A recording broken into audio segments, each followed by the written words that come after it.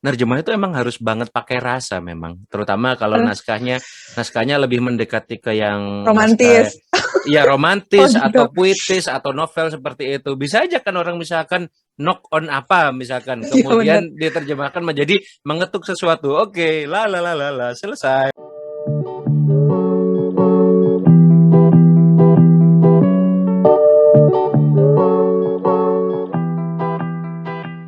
Halo, nama saya Dewa.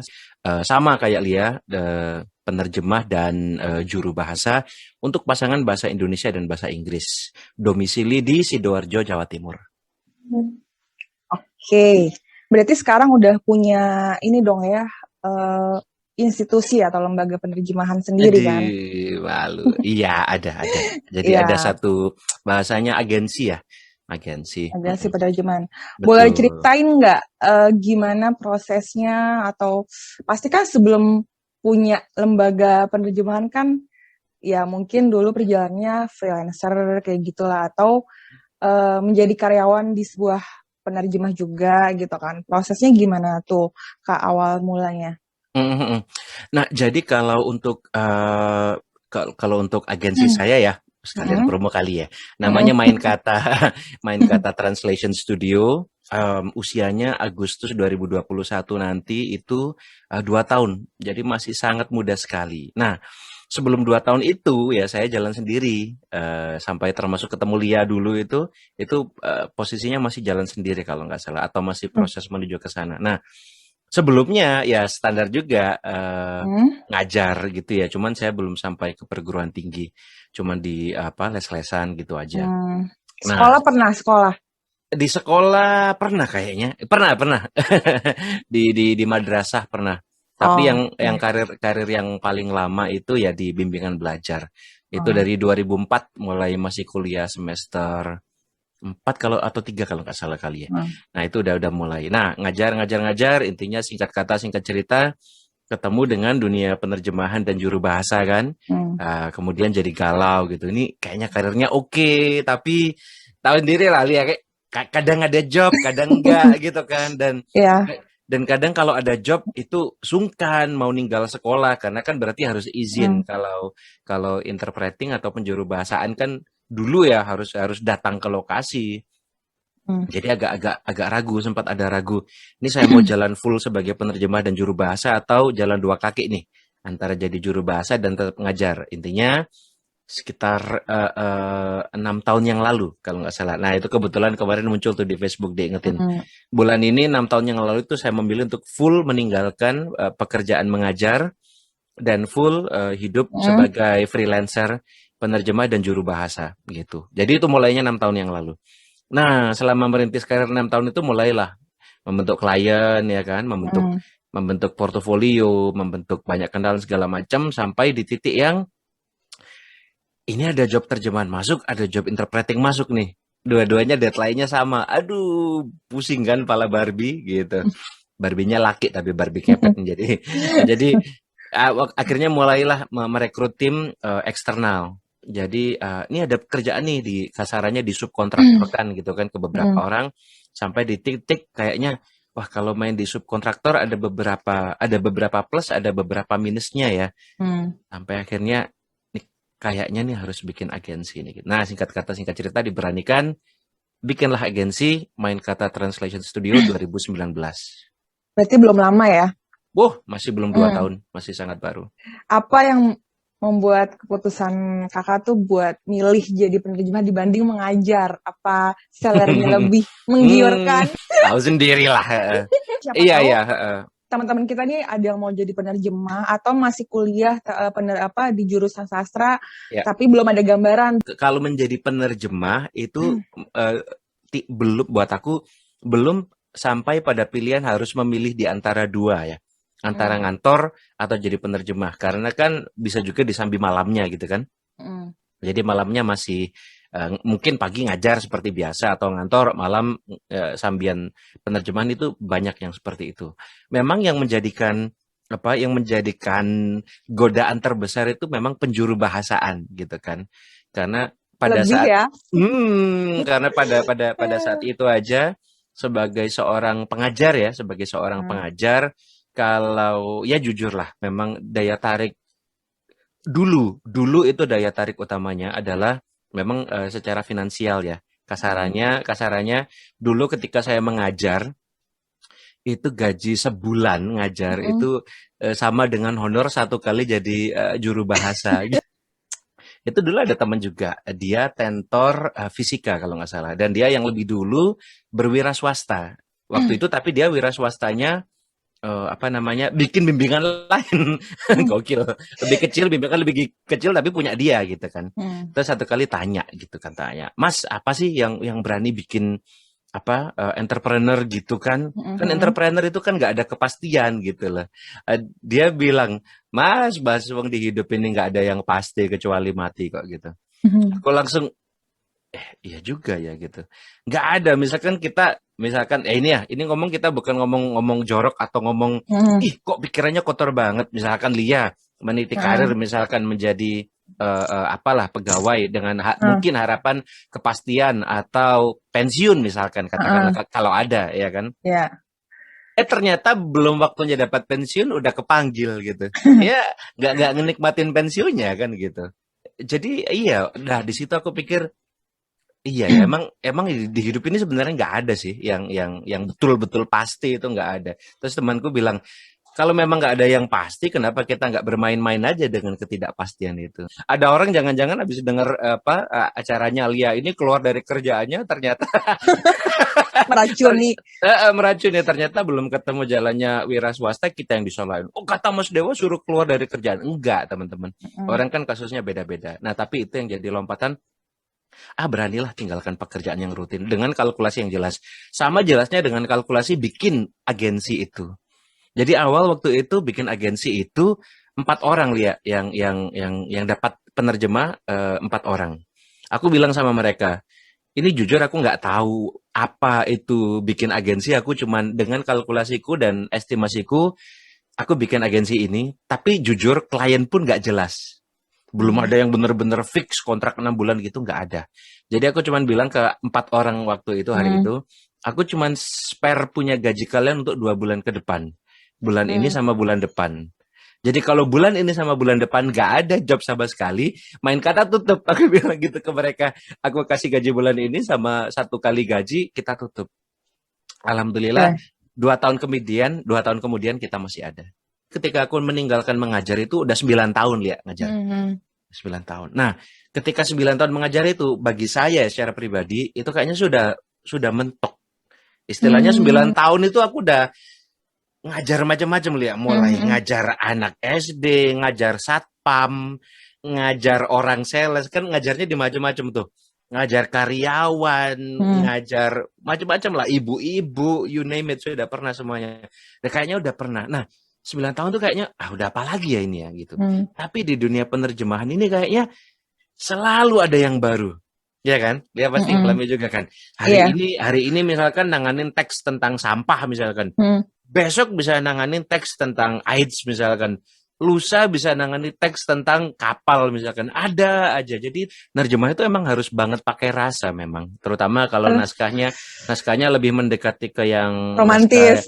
ya Oh romantis gitu. atau puitis atau novel seperti itu. Bisa aja kan orang misalkan knock on apa misalkan, Iya bener. kemudian diterjemahkan menjadi mengetuk sesuatu. Oke, selesai. Tidak ada yang salah dengan rasa mengetuk. Kayak kemarin misalkan aku juga minta latihan sama anak-anak buahku kemarin kan. Ada lagunya Boyz II Men kita latihan. On Bended Knee. Aku jadi inget tuh. Anak buahku yang bilang, On Bended Knee, Pak Dewa. Oke, kita latihan terjemahkan itu. Di salah satu frasenya itu ada yang holding my pillow gitu. Memeluk Mm. bantal. Mungkin bagi mereka itu oke dimasukkan dalam seni. Tapi kalau kita ditulis literal memeluk bantalku kan kayak gimana ya gitu. Uh-uh. Nah, jadi memang itu kalau udah terjemahan seperti itu emang kita harus pakai rasa digunakan. Ini dibacakannya enak nggak ini? Kadang-kadang penerjemah Uh-uh. yang masih belum ya, masih menuju menjadi penerjemah yang oke, biasanya gitu. Holding my pillow, terjemahkan, memeluk bantal, selesai. Musuh utama kita adalah teknologi. Ya kan? Mm.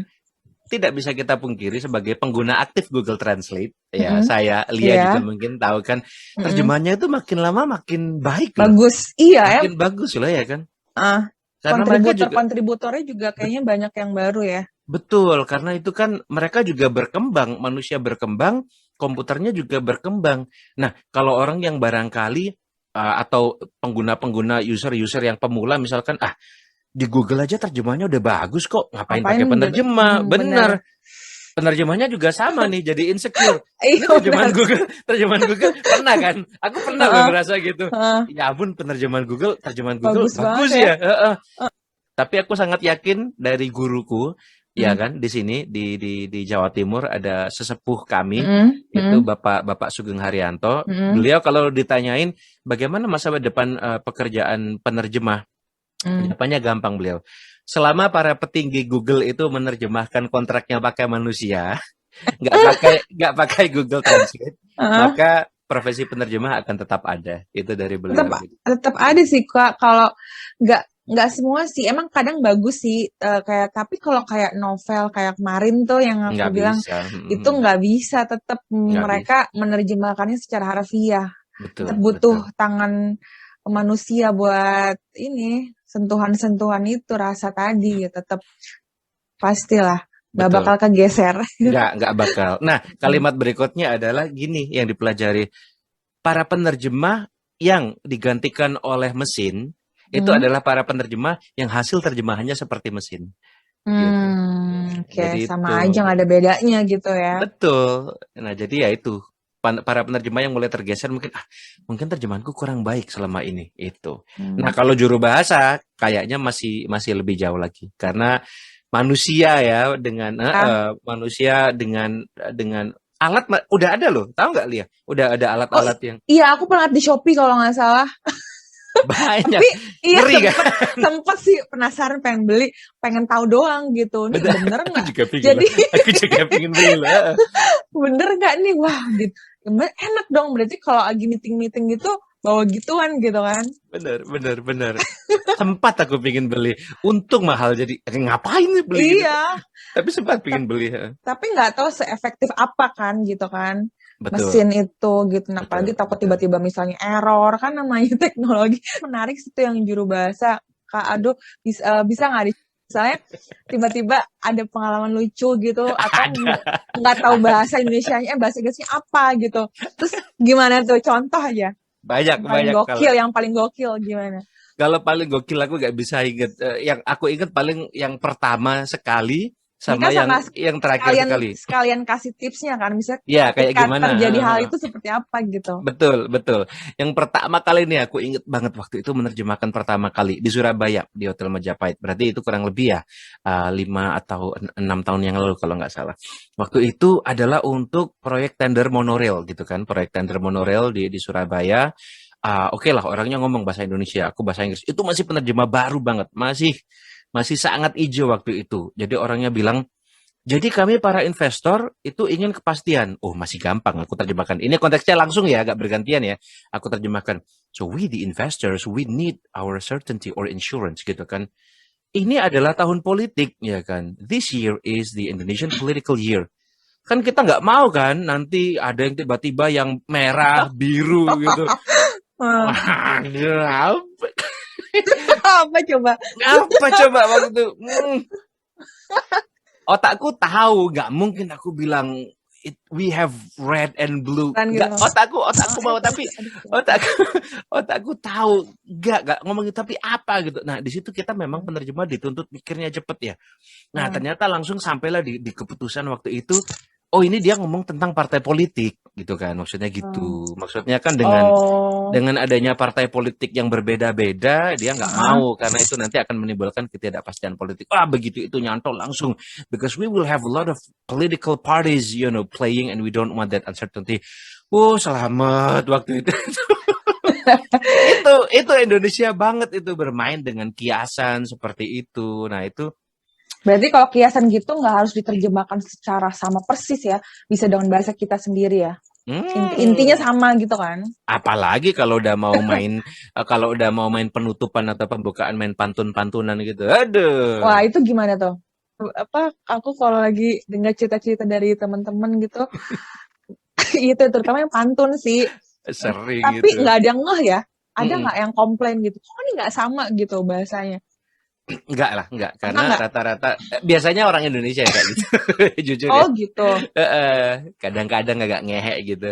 Ah, ini kok nggak sama? Jarang Oh, jarang banget, tapi oh jarang nggak banget. pernah. Tapi kalau kalau yang dari klien aslinya, yang orang luar, terutama Mm, mungkin yang pendidikannya udah baik, mereka tahu betul bahwa proses susah, penjuru bahasaan itu susah. Jadi nggak gampang. dulu awal-awal aku tuh sempat eh Oh, it- deg-degan gak sih? Aku pertama kali banget. juru bahasa itu dijorokin, misalnya ibaratnya dipaksa atau emang keinginan mau dong gitu. Ya, pertama mau duitnya gitu. Tapi lebih ke gini sih. Maksud tuh aku juga bertanggung jawab ya. Artinya gini. eh Sebenarnya yang menjadi ukuran kita sukses atau tidak itu kalau Hmm. kita mau pakai ukuran banyak, ya banyak. Misalkan, Mhm. standarnya memang harus misalkan 70% atau Mhm. 80% mirip misalkan. Mhm. Pilihan kosakatanya harus bagus. Wah, kalau ikut standar itu ya mungkin dari awal-awal nggak ada yang jadi juru bahasa kan ya.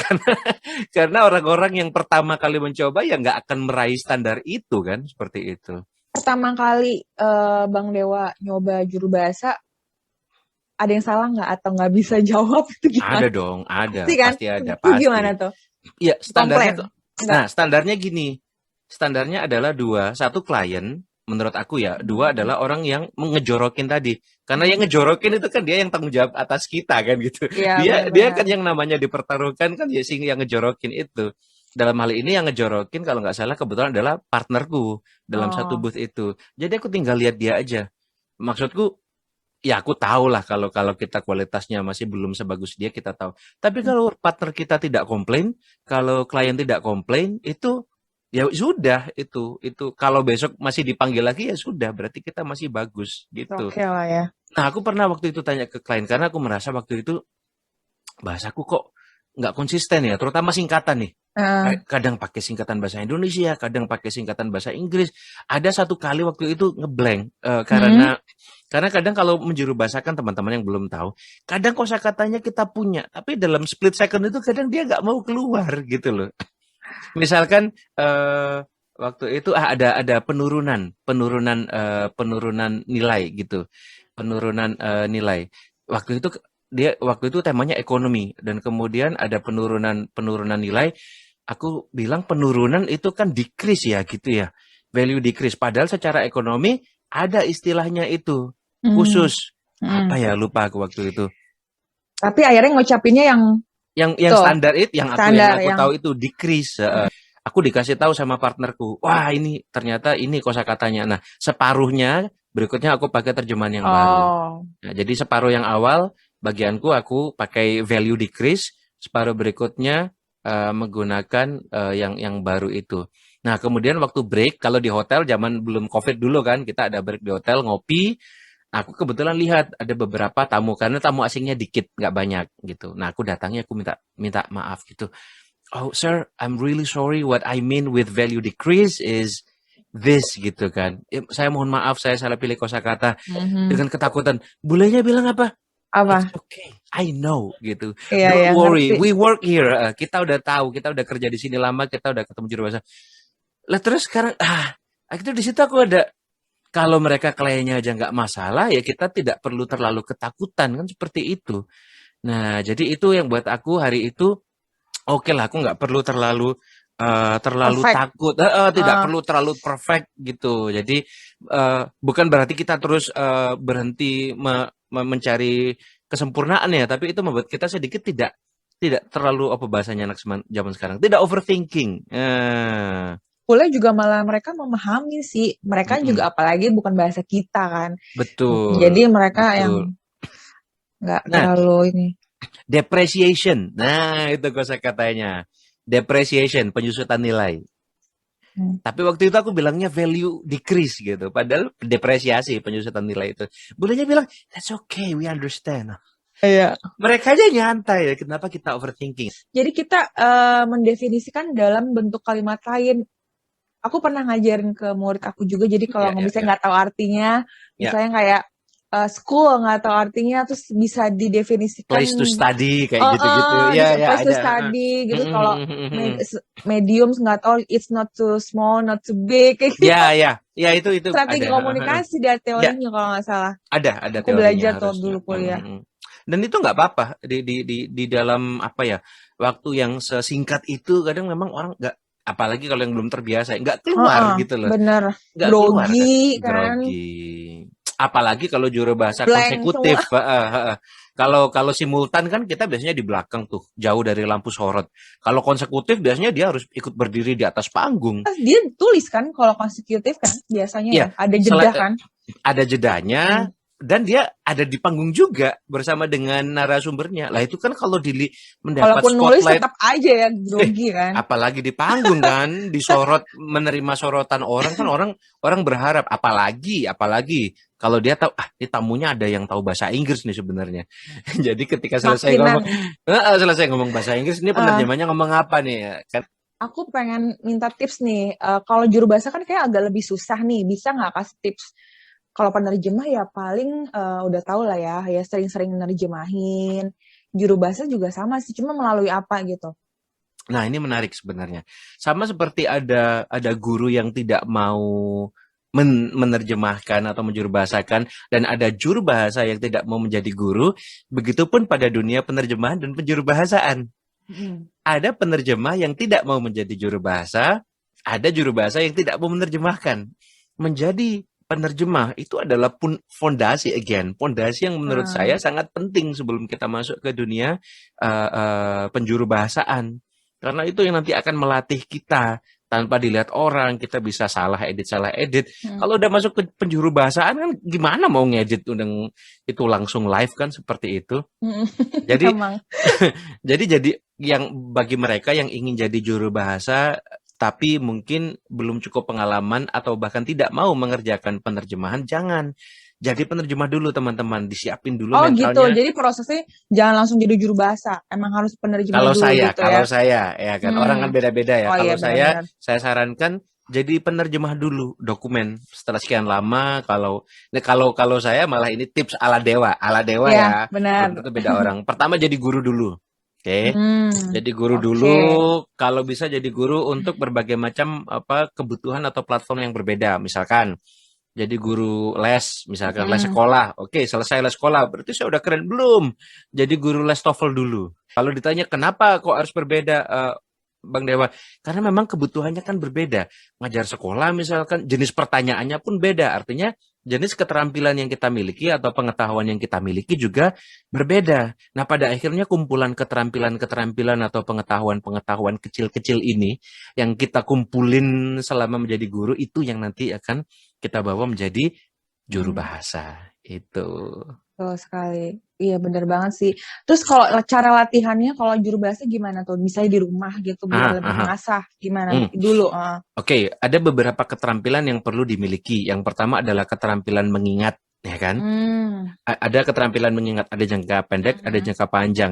Cari tuh Hmm. latihannya di internet banyak. Kalau aku Hmm. dulu, eh, alhamdulillahnya kan guru ya, jadi sering berada di circle pendidikan.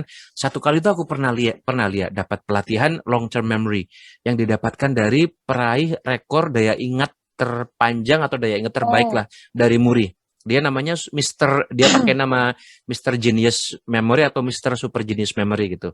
Jadi yang dilakukan adalah untuk mendapatkan rekor Muri itu, dia cerita ada kartu remi gitu, Hmm. playing cards, itu kan isinya 52. Itu dikocok, kemudian dia disuruh menghafalkan urut-urutannya. Hmm. Itu dari depan sampai belakang setelah dikocok. Misalkan depan 9 as, setelahnya 8 Ah. keriting, itu dia harus ingat, nggak tahu waktunya 5 menit atau 10 Hmm. menit gitu. Nah, cara dia ternyata untuk mengingat itu pakai jembatan keledai, carilah gitu. Nah, itu yang aku latih. Walaupun Hmm. kok kayaknya nggak ada hubungannya sama penerjemahan, itu sangat berkaitan karena buat aku penerjemahan itu sangat berkaitan dengan, kalau aku sebut dalam tanda kutip, RAM di otak gitu. Ah, Jadi benar. ada orang yang cepat hang, ngerti kan? Blank, apalagi udah Cepet blank, bener, grogi. Aduh. bener. Ah. Nah, itu buat aku karena RAM-nya masih kecil di otak dia. Hmm. Lah kalau komputer kan mau gedein RAM diganti ya. Ini kebetulan ada kartunya nih RAM nih. Ini kartunya kayak gini nih. Nah, ini. Ini kartu RAM ada yang 8 giga, ada yang 12 giga, ya kan? Nah, kalau komputer enak, ini diganti, dilepas, dicolok, udah hebat kita. Nah, kalau otak kita kan nggak ada yang dilepas. Nah, tapi hebatnya otak kita tuh bisa dikembangkan. Ya. Semakin dia dibebani, Kalau kita kuat, maka disitulah RAM kita berkembang. Jadi itu harus dibebani untuk otak yang pertama. Yang kedua, tahu cara cara mengembangkan. Contoh gini, kadang orang strateginya ngomong tuh ada yang tangannya bergerak seperti itu kan. Karena itu membantu. Ada juga yang orang menutup mata. Kenapa? Karena dengan menutup mata itu, ini yang aku pelajari ya. Mata kita ketika kita membuka mata, mau nggak mau, mata kan Hmm. menerima informasi ya. Hmm. Walaupun misalkan nih aku lihat ke Lia nih, tapi mataku menangkap informasi walaupun aku fokusnya ke muka Lia. Oh, ada warna biru misalkan di sekelilingku, ada tombol recording di ujung. Itu Hmm. kan semua informasi itu kan tetap diproses sama otak kita kan, baik kita mau Hmm. atau tidak. Nah, dengan menutup mata seperti ini, nah itu kalau yang aku bayangkan, itu kayak menutup beberapa program komputer gitu lah. Hmm. Ngerti nggak? Jadi biar Ya, otaknya ada keleluasaan. Nah, itu yang berkaitan dengan otak. Biar otak kita mampu. Karena menjuru bahasakan tuh teman-teman, itu kerjanya otak banget loh itu. emang 8 jam, walaupun nerjemahin kita aja udah pusing ya, nerjemahin betul, dokumen apalagi itu betul. langsung gitu, nggak ada istirahat. Langsung, nggak ada istirahatnya. Heeh. Walaupun idealnya memang berdua ya gitu, Iya, benar. bergantian tiap 15 menit. Tapi tetap itu pekerjaan otak yang sangat panjang. Nah, jadi itu otak. Kedua, nah ini mulutnya harus lincah nih, kayak kita nih. Betul ya. Betul, ada orang kan yang memang ditakdirkan, loh saya ini misalkan ngomongnya emang lambat gini, gitu kan. Oh, Ada orang yang ngomongnya lambat, ada orang yang memang terbiasa ngomongnya cepat, bahkan terlalu cepat, saking cepatnya kadang nggak bisa dipahami. Nah, seperti itu misalkan. benar-benar. Nah, kita harus melatih itu. Kenapa? Karena perbedaan menurut aku ya, perbedaan yang sangat kentara dari bahasa Indonesia dan bahasa Inggris Hmm. adalah jumlah suku katanya. Hmm. Bahasa Inggris rata-rata monosilabik, satu kata, satu suku kata. Paling gampang aja get misalkan. Hmm. Satu kata, satu suku kata. Bahasa Inggris tuh. Huruf Hmm. cuma 3, get. Coba kita terjemahkan bahasa Indonesia. Yang paling pendek aja, dapat. Masih 2 suku kata. Kalau mau lebih proper mungkin mendapat. Ya kan? Kalau dalam konteks tertentu mungkin malah harus mendapatkan 4 suku kata. 4 kali lipat kan? Coba itu dikalikan satu kalimat, kalikan satu alinea. Capek lah mulut kita pasti mengejar. Contoh, Oke. I love you so much, misalkan. I Ah, love you so much. 5 kata, 5 suku kata. Kalau kita mau menerjemahkan setia ke dalam bahasa Indonesia, aku sangat mencintaimu. 9 suku kata, hampir 2 kali lipat. Bayangkan capeknya hmm. kalau kita harus mengejar. Nah, itu adalah hal yang perlu dilatih juga dari mulut kita. Terbiasa untuk ngomong cepat. Zaman aku dulu, untungnya kalau aku selalu cerita kan, itu rap cukup cukup booming waktu itu. Ada satu band namanya Linkin Park, mungkin tahu kali ya. Nah, Hmm. ada lagu judulnya Indian tuh. Nah, itu dulu anak band kalau belum bisa nge-rap lagu Indian belum keren tuh. Nah, itu membantu untuk Hmm. oh ternyata memang pronunciation itu otot-otot pipi, otot rahang, Iya, otot lidah kita dulu perlu dilatih. dulu karena aku anak teater, aku belajar itu Ah olah itu membantu banget tuh. A, I, U, E, O gitu kan, biar lidahnya juga kaku gitu. Ketiga itu multitasking. Nah, multitasking Oh, artinya multi nulis, nulis gitu. denger gitu ya, inget. Betul, betul. Ingat-ingat gitu. Jadi dulu aku latihannya sambil menjuru bahasakan, Hmm. misalkan dengar bahasa Indonesia gitu ya. Kemudian aku mulai ngomong, aku melakukan matematika sederhana gitu. Berapakah akar pangkat 3 dari 3009? Oh enggak, bercanda sih, itu bukan matematika sederhana. Enggak, aku bikin matematika sederhana kayak 1 tambah 1 gitu. Aku tulis 1 tambah 1, 2. 2 tambah 2, 4. Gitu terus sampai sejauh mana otakku kuat. Tapi mulutnya sambil sambil terus interpreting gitu. Oke. Orang beda-beda, ada yang sambil menggambar, ada yang sambil apa. Intinya multitasking. Dan Oh, satu lagi nih yang paling penting nih, menurut hmm. aku penting ya, kemampuan kita untuk tetap berbicara lancar tanpa Hmm. mendengarkan diri kita sendiri. Oh, Jadi kalau kita interpreting kan kita pakai headset seperti ini, yang masuk ke hmm. telinga kita ini kan suara suara dari apa yang kita juru bahasakan kan. Hmm. Sedangkan apa yang kita ucapkan itu adalah hal yang tidak bisa kita kontrol secara audio. Oke. Kadang orang nggak pernah merasakan. Coba deh kalau mungkin ingin tahu rasanya, coba kita berbicara, tapi di telinga kita mendengarkan musik atau apapun sampai kita tidak bisa mendengar apa yang kita ucapkan. Terus coba direkam. Apakah pelafalan kita sama atau Hmm. jangan-jangan ada agak Agak beleot-beleot kebawa dikit? kebawa gitu ya. Iya, atau kadang agak agak penceng atau tidak Nggak jelas. usah. Oh ya, aku ngerti. Mm-mm. Mungkin contoh sederhananya gini, nggak usah jauh-jauh lah, kita balas WhatsApp, kita lagi WhatsAppan, kita sambil, Nah, bro, itu sering nah, banget tuh.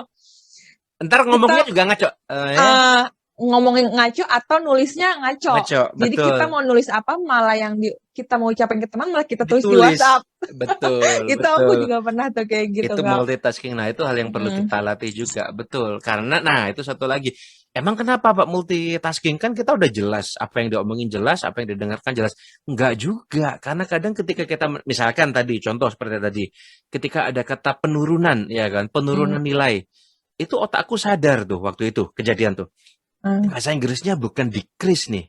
Bahasa Inggrisnya bukan decrease. Tapi di mana aku mencari jawaban itu? Apa yang mm, terjadi? Karena itu kan depan komputer, mm. browsing lah aku. Oh, sempet ya. Harus, harus.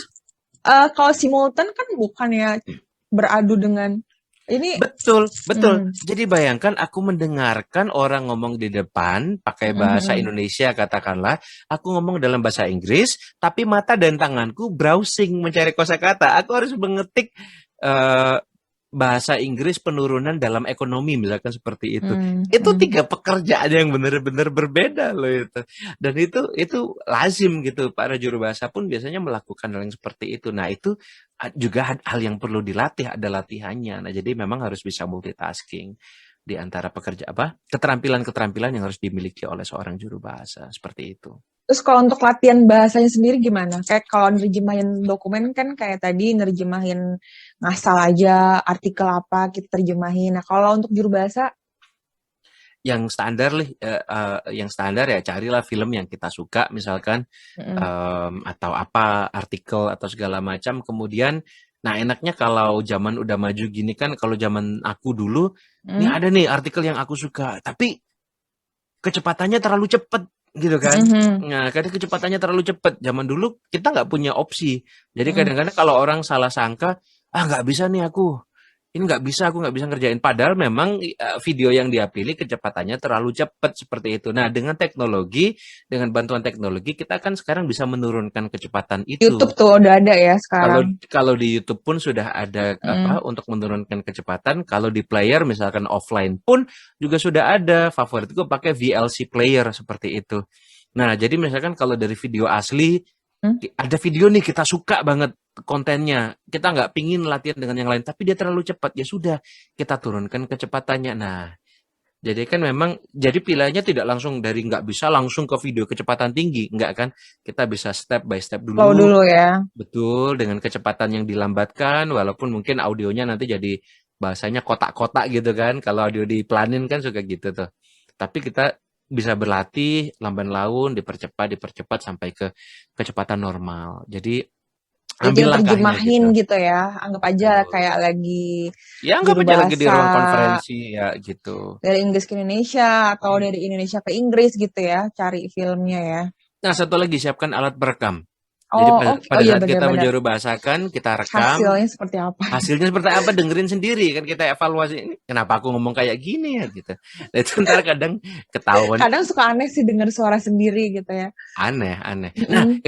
itu juga menarik suka diantaranya. Aku kan selalu bilang juga tuh kalau aset terbesar juru bahasa itu kan ya suaranya gitu kan. Mm-mm. Bayangkan aja kita diminta untuk berbicara kepada khalayak umum selama mungkin 1 hari 8 jam, ya kan, walaupun bergantian. Mungkin dalam satu seri pelatihan itu 2 hari atau 3 hari. Atau contoh sekarang aku lagi ada job nih, seri Mm-mm. pelatihan 1 harinya itu memang cuma 2 jam atau 3 jam. Tapi ini serinya Mm. ntar sampai September ntar gitu. Jadi total kayaknya 40 pertemuan gitu. Nah, kalau misalkan suara kita, mohon maaf ya, Mm-mm. kurang kurang indah menurut Mm. standar.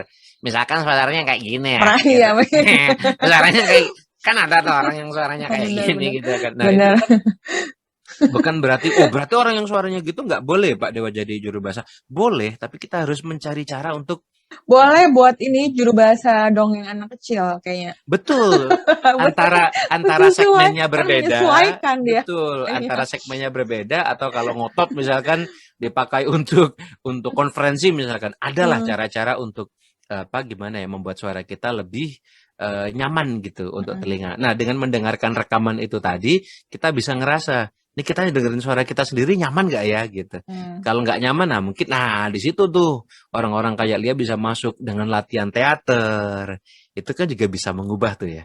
Ya. Atau mungkin olah vokal. Aku sempat loh Lia, waktu itu Oh, sempat enggak, tapi aku pikir, kalau ada duit mau nih aku les vokal. Bukan biar bisa nyanyi, tapi biar buat bisa iya produksi suara dengan baik. lebih bagus, lebih bulat gitu ya. Mm-mm. Kak, aku Oi, yang sebelum kita tutup, aku pengen heeh. tes juru bahasa nih ceritanya. Aduh, Aduh. biar teman-teman pengen tahu nih gimana sih di kerja di lapangan tuh Hmm, hmm, kalau Bang Dewa lagi menjuru bahasakan ya. Mau hmm. aku bahasa Indonesia, Bang Dewa bahasa Inggrisnya aja ya. Simultan Konsekutif apa sih? boleh, Simultan. Oke, simultan rame nih aja kalau kali ya. simultan. Nggak apa-apa, ntar audiensnya dia bingung suaranya numpuk-numpuk nih. Oke. Ya, bentar, aku siapin. Nah, kalau kalau kita udah masuk mode juru bahasa gini agak beda nih. Pertama, pertama posisi harus nyaman. Posisi Oh, mikrofon oke. agak beda. Mm-mm, Terus ini aku masih pakai karena aku di sini kan pakai apa sound card nih. Ada mm-mm, settingan dikit lah yang harus aku ubah. mm-mm. Nah, ini kayaknya udah siap nih. Sudah? Oke. Oke, siap ya. Bismillah. Assalamualaikum warahmatullahi wabarakatuh. Peace be upon you all. Selamat pagi para Good hadirin morning semua. to all of the invitees.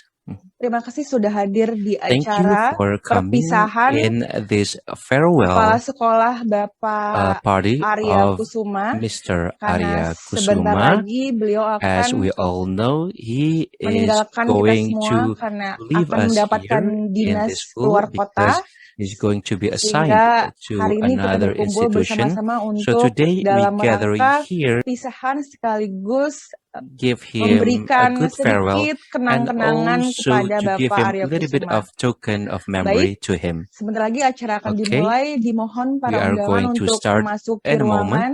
So please to all the audience to come into the venue. Baik, sebelum kita mulai, marilah And sama-sama kita before membaca we start, doa let's recite the menurut agama prayer dan kepercayaannya masing-masing. Berdoa dimulai. based to our creed. You may pray now. Selesai. Okay, thank you. Terima kasih. Dan Thank you acara yang very much. pertama And adalah moving on sambutan to our first dua patah session kata. is the opening Mungkin remark ya untuk memberikan to sedikit give a little bit kalimat-kalimat motivasi of kepada kita semua motivational speech untuk lebih to all of semangat us ke here depannya. to get Dan more juga spirited in the kata-kata future and motivasi lainnya also untuk to give menambah other kinerja kita semakin motivations baik. to improve our Kepada Bapak performance. Arya Kusuma, To Mr. dipersilakan Arya untuk Kusuma, naik ke panggung, I'd like to invite you memberikan to the sepatah dua stage patah kata to sekitar give a little 1 bit sampai 2 menit. of motivational talks. The floor is yours.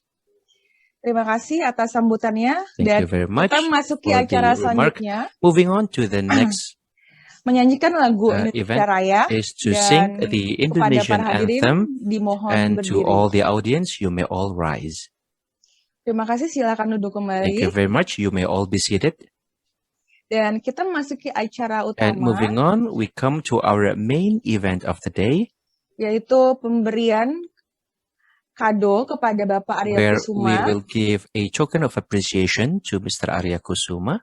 Ini adalah And this hasil gift dari is kenangan dari kita semua. Semoga a piece dapat of memory bermanfaat from dan all bisa of us, dipakai and untuk hopefully di he can use this dinas selanjutnya. in his next venture in his place of work. Oke, kita memasuki acara yang terakhir, Okay, moving on to the last event of the day, itu kata penutup dari Ibu the Mariama closing remark from sebagai Ms. sekretaris. Mariama as the secretary.